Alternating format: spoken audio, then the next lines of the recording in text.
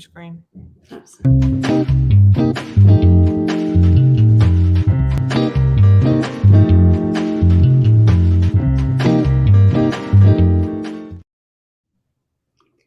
Good morning. This is Marketing Moms, and we are making marketing easy for you. That's our goal. I'm Ann Brennan, and this is Anastassia Van Greshapie. And we're going to help you today. We're hoping to give you something you can walk away with and say, hey, I know what to do for my business. So that's our goal. How are you, Anastassia? Really well. Yeah. Good. So we missed you last week. I don't know if you watched it, but I sped through like super crazy fast. Yeah. But we didn't interestingly, cancel, so it was kind of like, do we just go ahead and do it or cancel? So I think it was good. You did a good job. And hey, it reached at least one person that we know that gave us a call and signed you got a new client. Yeah. So that's really nice that when that happens. And that doesn't always happen. You know, people will say to me, hey, can you guarantee I'm going to get clients for doing this? Can you guarantee that? We can't guarantee anything. It just doesn't, you just don't know with social media. You don't know with digital marketing what's going to work, what's not. You don't even know really who you're going to reach until you do it. You do a lot of testing. So that's what a lot of what we do is, right? Yeah. And the great thing is the goal of this podcast is really to help other people, is to help small businesses that can't really afford to do what we do, to hire us, to do that, get it done. And he was just like, you know what? Because he came in 2 years ago and met with us, and he was like, I haven't done any of the stuff that you guys said that I needed to do. So let's go. So yeah, and that was really nice. That's exactly what happens a lot of times. As a matter of fact, we have stopped consulting there. I will do it. I don't like to do it. But one of the reasons we stopped doing it was because I would tell people what to do. They wouldn't do it, and then they wouldn't get anything out of it. And so once I realized that, and same thing for strategy, I will not sit down with you and create an entire strategy for you that you can take and do something with. Why? It's not because I'm mean. It's because you're not going to do anything with it. So if you're not, don't pay for it. It makes no sense to me. So, that's just my 2 cents. I know there are a lot of companies that do that. We see it every day, right? It was actually last week, I was speaking with with Whitney about a client who was really like gung-ho and like sending us a lot of things when they first started with us, and things have dropped off and we haven't received a whole lot of pictures and updates from them. And it just goes back to everything that we talk about with, people will do it consistently for a certain amount of time, usually around 3 weeks, 4 weeks, and then it drops off. So, and it's not because they don't see value in it, or because they don't care, or because they don't care, or because they're not trying to grow their business. That's not the reason. The reason is because they get too busy in their business. And so it's totally understandable. But actually, it's a good lesson for us when you think about it. We talked about this last week. I called Anastassia early one morning, left her a message because that's what I do. She doesn't get up early, so I leave her messages early. But I called her and said, hey, what are we paying our CPA? And what do we get for that? And are we using everything that we get? Because I want to go to this next package that gives me some more benefits, but I don't want to do that if we're not using what we already have. Yeah.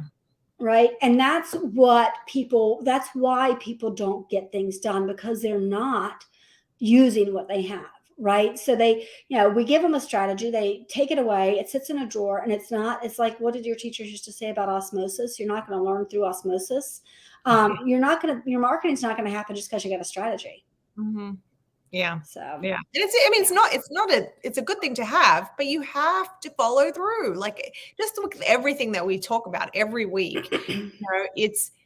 We're not telling you to tell the air and like put it out in there in the universe because maybe it'll manifest. No, we're giving you the tools to do something, and right. Exactly. If you were like, every week I'm going to listen to the podcast and then I'm going to set 30 minutes aside and do what they tell me to do, you're going to see success from each one of the things that we're telling you to do. Absolutely. But when you're trying to run a business, it's hard. I mean, it is. It's hard to do everything. You know, I don't do my own bookkeeping. There's a lot of things I don't do. I don't even do my own blogs. I don't write my own blogs. I have somebody do it for me. Dylan writes for me, and I just, I love my blogs. So that's a really You big do go part. through them So and make sure they're correct, but well, and I change some of the way it's written sometimes, or maybe I add something that I think needs to be added. But if I had to do it on my own, when I would say to you every week, I'm going to write one this week, I never did it. And you have to do it every week. And so hiring somebody to do it for me made a world of difference. Oh, definitely. Definitely. Outsourcing is a great thing. Like you need to know your strengths and not necessarily your weaknesses. It could just be that you're not interested because you are a great writer and you really enjoy doing it. It's for you, it was time. It just didn't have the time to sit down and get your brain into that headspace. But there are things that could we do our bookkeeping? Most likely we could do it. Do we want to? No. Are we interested in it? No. That was not my favorite. Muted myself, sorry. And I don't have, so yeah, maybe I could, but the truth is I'd have to learn it first, right? That's like your website. You could build your website, but you have to learn how to do it first. And I am a huge fan of learning, but I like learning things that I know I'm going to use over and over and over again. And doing your website, you're going to build your website once. It's not like you're going to build a bunch of websites, right? So hire somebody to do that. Think about it that way. What are the things that somebody else could do for you because they know it better? They have time to keep up with it. They know how to do it. So we've gone off on a tangent. That was not at all what we were going to talk about today, but I think it's important. So that's how our office runs, right? We are all over the place.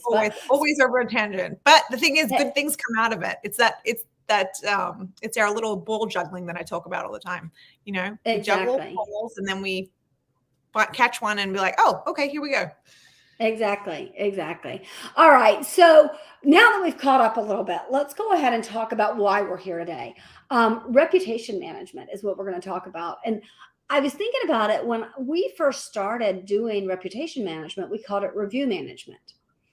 And I love the word reputation management so much more because that's what you're managing, right? You're managing your reputation in the market and it matters. Definitely. Right? So, and when we first started, we used to charge people we used to charge people separate. So we do social media, then we had a package for reputation management, and then we had our package for newsletters, and we built from that. And then we finally were like, no, we want reputation management to go hand in hand with social media because your reputation matters so much. And so we put it in together.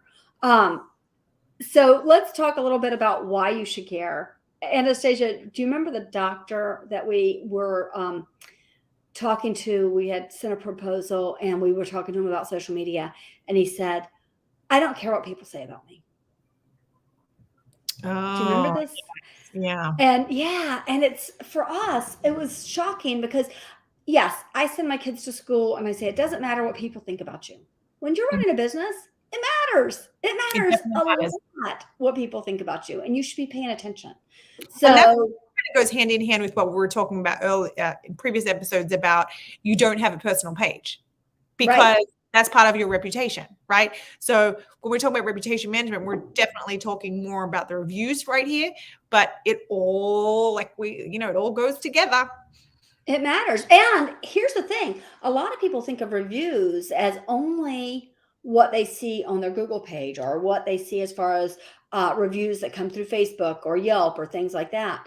But the truth is you need to be paying attention to what people are. As a matter of fact, I am going to say it. I did it this morning. I usually don't, but I did do this morning.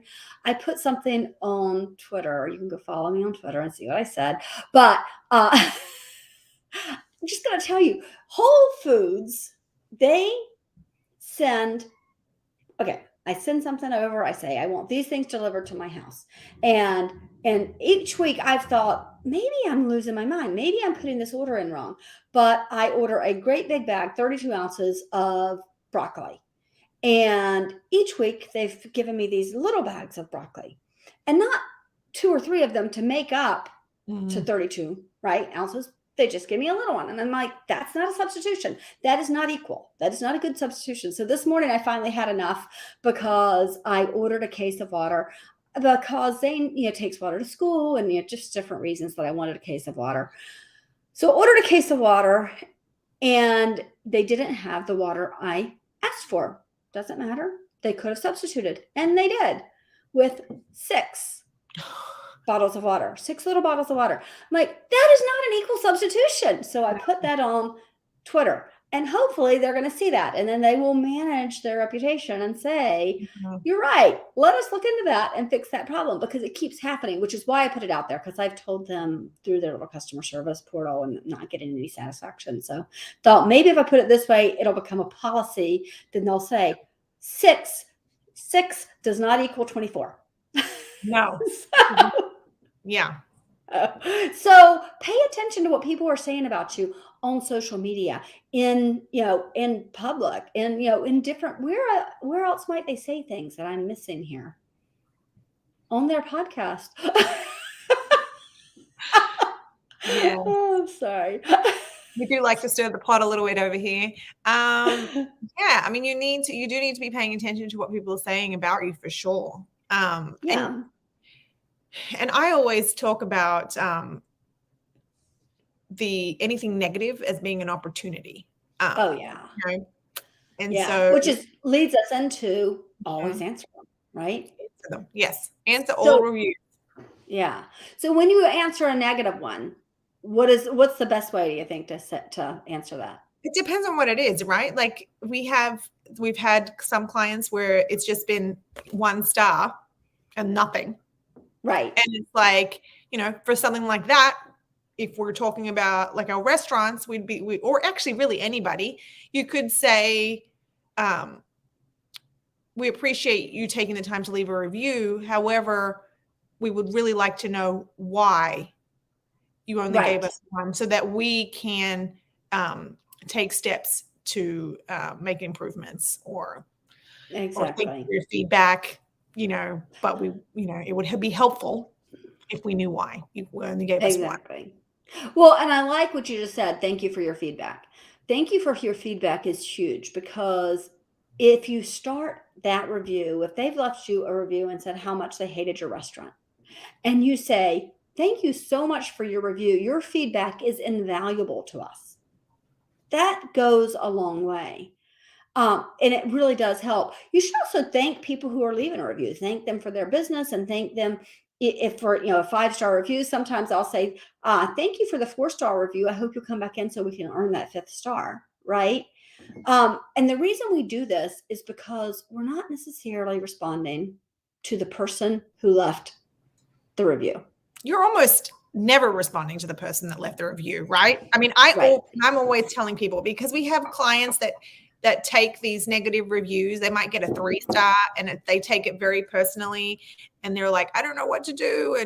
And it's like, look, it doesn't matter. Let me tell you, if they've given you a 1-star, they're not coming back, and they don't care what you're going to say to them. But the person behind them that's looking at the reviews, because everybody, what do they say now? 80% of people trust online reviews as much as they trust a recommendation from a friend. Right. Really, online reviews are the new word of mouth. Exactly. It's just, you don't necessarily know the person who's telling you.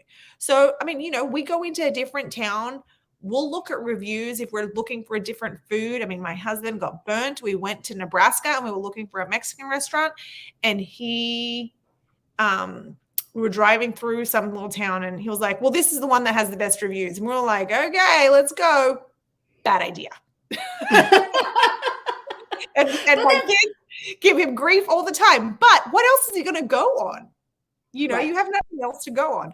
So, when you're responding to that person that's reading the review. So you're responding to us driving through Nebraska. This guy's got the best tacos in town. And you know what? Maybe they were the best tacos in town. So, it could have been that they were actually correct. But, so I think that's who you're responding to. You're always responding to who it is. Now, if you get this really angry review from somebody who is just, I mean, we've had some reviews that are like essays, they're just like, they did this and they did this and they did this and they did this. Now, if there is a rebuttal to where you can be like, we're sorry. It's always, you apologize to them, you thank them for their time. But it's your opportunity to get your side of the story out there without being defensive. You have to be defensive. You have to just lay it out, and there are going to be times. We had a client who they gave 2 options to a client. They said, look, I don't think this is going to work, but it's the cheaper option. It's the cheaper option. We think you should go with the more expensive option. The wife wanted the more expensive option. The husband wanted the cheaper option. They went with the cheaper option, even though he strongly suggested against it because he said, I really don't think this is going to work. And then he left a horrible review. Now, he called, he's like, I don't know how to handle this because, he's like, we only did exactly what he wanted us to do. So right. It's difficult. And that's exactly what we put. And we said, we're so sorry. That is exactly why we suggested the other option. And in your contract that we sent to you, it had 2 options. We strongly suggested the second option that was much more expensive. It's never fun when it doesn't work out. We're so sorry that the first one, we were rooting for you, right? We're trying to make it show. We were rooting for you. We hoped that would work out. We were pretty sure it wouldn't, but if you wanted to try it, we were willing to give it a try. So I think you do have to sometimes put that out there. And then sometimes I was thinking about it. Sometimes you can respond with a thank you for your review because people will know. And my favorite example of that is I have been coming to this restaurant for 25 years, every single Friday night, and it has always been 100% awesome. I've loved this place. And tonight I came in and it was horrible. And a 1-star review. And so I will say, thank you for your 20 years of loyalty. I really appreciate that. And then leave it at that, because really, everybody else is going to see that and say, really, you couldn't take the time to leave a good review, but the one time things went wrong, you're going to leave a bad review, and they'll see that. So don't beat yourself up about it. But I will say, I think a lot of times people hire us just so they don't have to look at that. And they only get them when we find that it's egregious, when we're like, hey, you have a problem. Yes. Right. Mm-hmm. Which actually, let's talk about that a minute. When you are, and I didn't put that as one of my banners, but let's talk about that. If you pay attention to your reviews, you can make your business better. You can create a better customer service experience overall. We had a client, actually, we ended up letting this client go because we talked to them about their reviews over and over and over again. And we were like, look, you're getting a lot of business from your social media, but you're doing such a bad job that your reputation is horrible. And it's really based on your reviews, one person. And we've told you this. It's this one person who is over-promising every single time, and they leave. What would happen, it was something they would install in a house, and they would say, oh, yes, you'll definitely have that by Thanksgiving. And so people were planning it. Or, oh, yes, you'll definitely have this by the time the baby comes. And there's no way. With what they were making, it was custom. It was something that was going to take a long time. And he could have said, this is custom. You're asking for something that's custom fit for you. And so, yeah, it's going to take a little longer, but it's going to be worth it. But he never said that. And the company, which is who we ended up letting go as a client, they were more interested in getting money on the front end too. So they didn't care that the customers were being overpromised. And for us, we felt very bad about that. We were like, this is not a good thing to be a part of, because we're not helping ultimately we're not helping them. No. And there's no way to help them, right? There's no way to, if people are going to be like that. I mean, right. We've got some ethical issues too, when we know that people are being lied to and we're helping them. Right. And you're helping, they're like, helping them. Exactly. But on your end, they could have taken that. They could have sat the guy down. 2 things. They could have sat the guy down and said, hey, don't overpromise. This is how you still sell and you still make as much money, but without overpromising. And this is why that's important, right? They could have done that. Or they could have honestly looked at themselves and said, are we paying our commissions too soon? Should the commissions be paid after delivery, Mm, right? Because, yeah. so there's any number of things you can do to make your business better by looking at your reviews. One Well, time we had the blonde lady who worked at a Mexican restaurant. that's right. Remember? That was exactly the one that I was going to bring up. Yeah. Yeah. And they didn't let her go. What they did was train her. Mm-hmm. And we said, hey, thank you so much for your feedback. We've been able to train her and she's gotten much better at this. Would love you come in, give her another shot and see how it goes. And she did. She got better. People even came back and changed their reviews. So it matters. So it Definitely does. does. I mean, here's the thing. Like, you are hearing reviews. Okay, there are going to be some malicious people out there who are just nasty, you know, but reviews are a way to give you kudos, to give you feedback, whether or not you want to hear it. Because we all Right. think that our businesses are great and we have nothing to improve on. But news is, I mean, everybody has improvement. Everybody can improve all the time. Right. So you can use it for that. Use it. And what I love is when somebody refers to a specific employee by name in the review. Because Yes. that's great. Another one of our restaurants, somebody gave kudos to the bartender, and so I send that along to the owner. I'm like, hey, here you go. Like, they really like this person. She deserves to know that, like, you can use it as an opportunity to train, but then you can use it as an opportunity to recognize your Right. employee Yeah, and grow that exactly. business, because you never know where the good idea is going to come from, where Right. that improvement's going to come from. It could come from my 9-year-old daughter, it could come Right.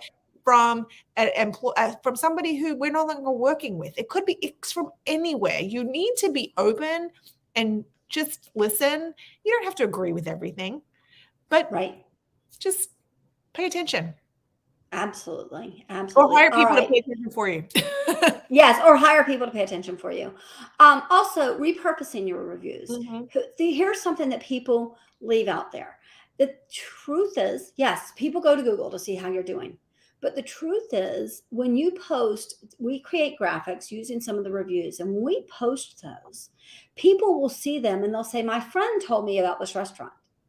Well, the friend didn't. They saw it on Facebook, Mhm. but they saw it on Facebook. So repurpose it. Take a review that you got and put it out there and say, hey, look at this great review we got. There's a lot of different ways to do that. You can put it in a video. You can put it in you could just copy it into the text. There's any number of ways you can do it, but start sharing those. It makes a big difference. It really does.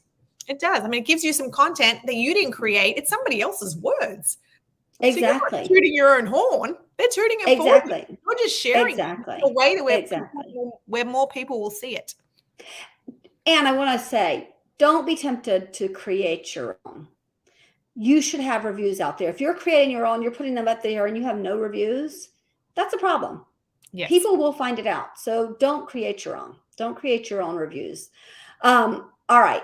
But you can solicit reviews. And so I have a suggestion. Oh, and I didn't put it up here. Creating a process. So I want you to create a process for reviews. And what this might look like, and what I love, is when somebody, now restaurants are easy. They could have a little thing on the table, one of the little tent things that has a QR code. They, use the QR code, go to the Google, and then leave a review. Right here, leave us a review. It can say it. That's easy. But one of my favorites is when we had a PT company and physical therapy, and at the end of every visit, they would send an email and it would say, thank you so much for coming in today. Here are your exercises for the week. And by the way, if you thought we did a great job, here's the link for our reviews. Please leave us a review. Better yet, if you think we gave you 5-star service, leave us a review here. If you didn't, please respond to this email, because I want to hear about it personally, because people just want to be heard, right? They want to be heard.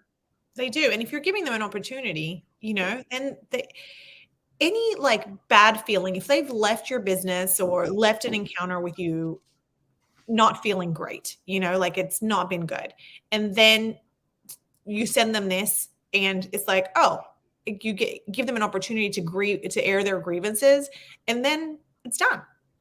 Right.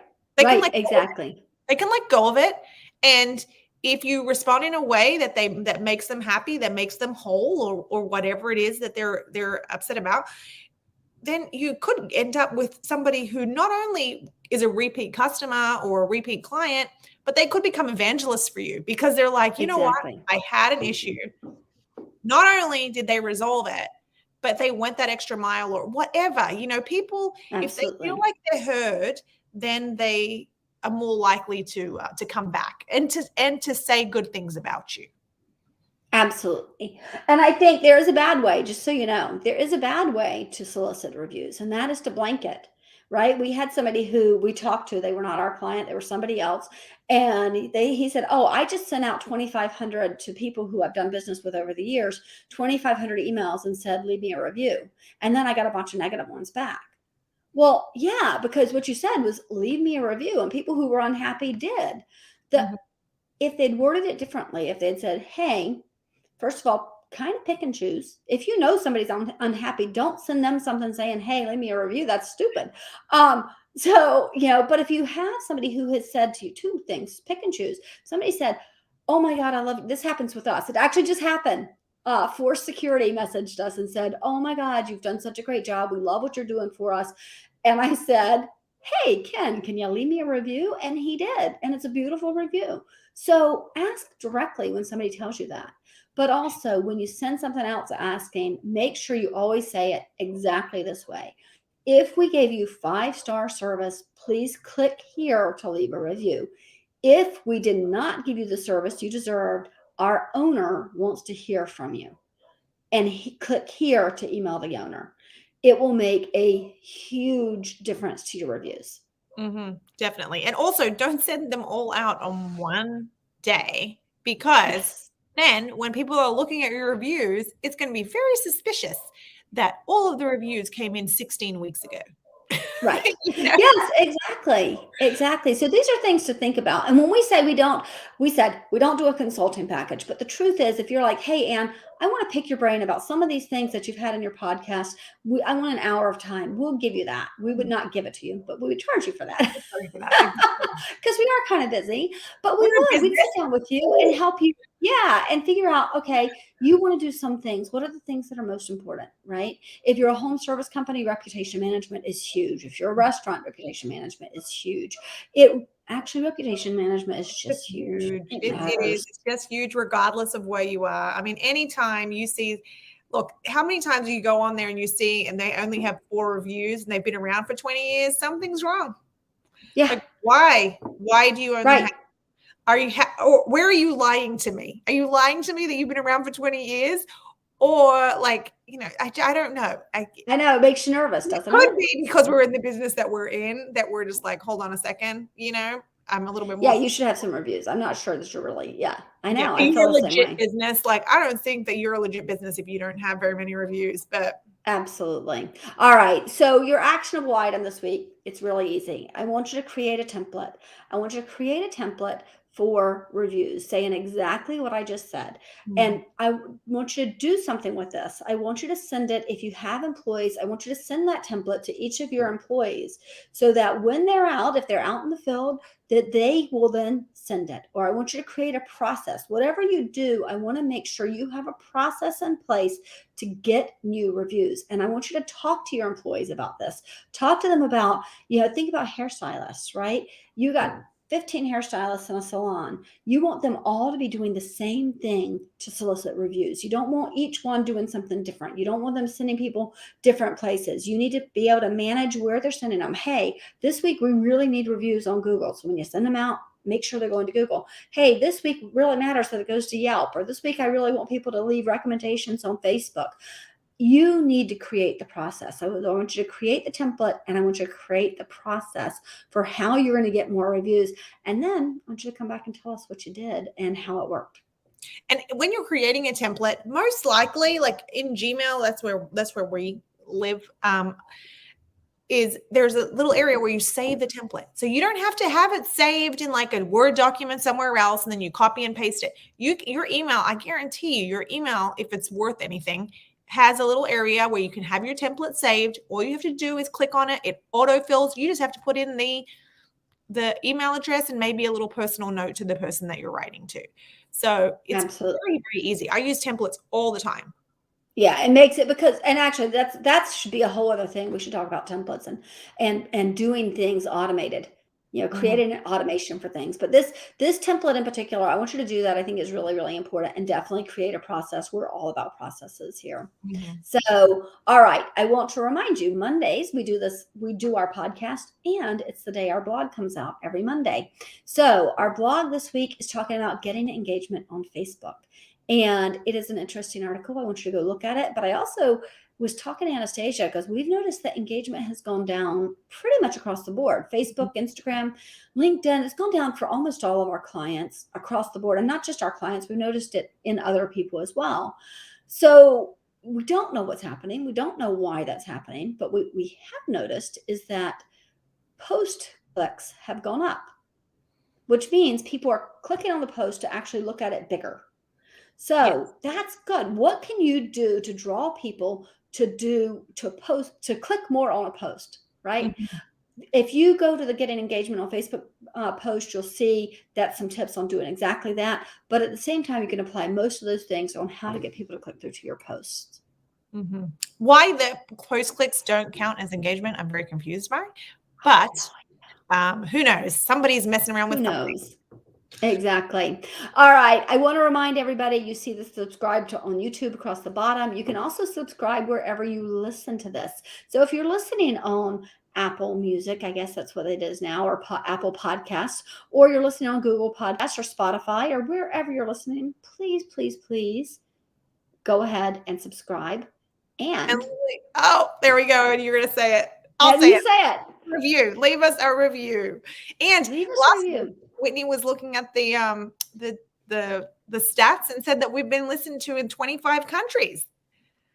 What? It's really good, right? I told my kids, I'm like, and 6 of those people are in New South Wales in Australia, and I don't know if they're my family. So if it is a family member, let me know that you're listening.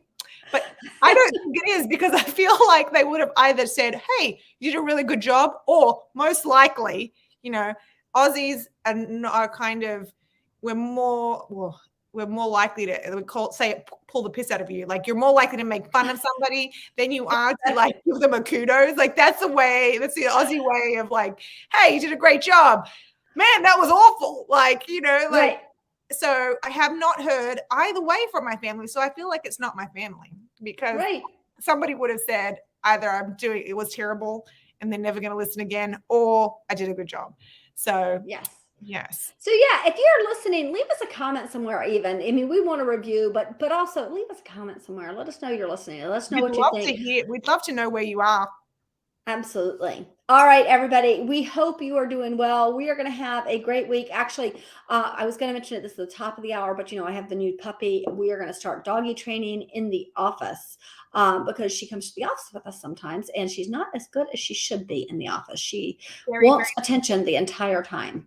Yes. Let me tell you, we could have an entire separate podcast about Luna in the office. Yes, but she's so cute. She is. It's her saving grace. I say that about my 3rd child, who made my life very difficult at first. And still today, when she's my most trying. And I'm like, you're lucky, you're cute, because, it's your saving grace for sure. Absolutely. All right, everybody. Thank you so much for tuning in. Anastassia, stick around. We'll see everybody else next week. Bye-bye.